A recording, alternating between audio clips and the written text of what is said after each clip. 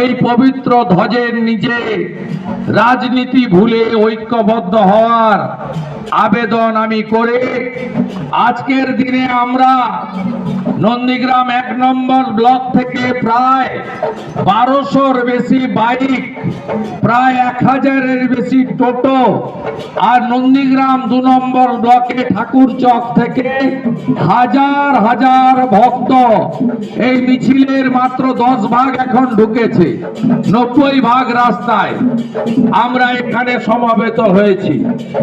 আমার মনে পড়ে যাচ্ছে ১৪ই নভেম্বর ২০২৪ কিছু জিহাদি মোটর সাইকেল করে নন্দীগ্রাম বাজার থেকে রিয়াপাড়া বিডি অফিসে এসেছিল। তাদের হুমকির কথা আমার মনে পড়ে যাচ্ছে। আজকে জিহাদিরা দেখে যা হিন্দুদের ক্ষমতা, নন্দীগ্রামের হিন্দুদের ক্ষমতা।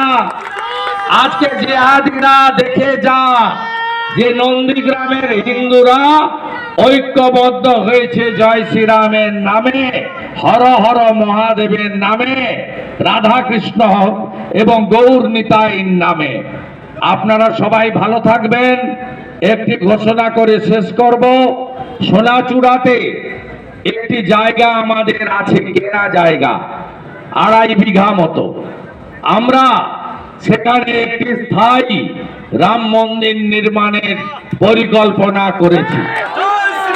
আগামী ৬ই এপ্রিল রামনবমীর দিন সেখানে ভিত পুজোর মধ্য দিয়ে সেখানে রাম মন্দির নির্মাণের কাজ শুরু হবে, যা ১ বছরের মধ্যে আমি আশা করি সম্পূর্ণ করতে পারবো।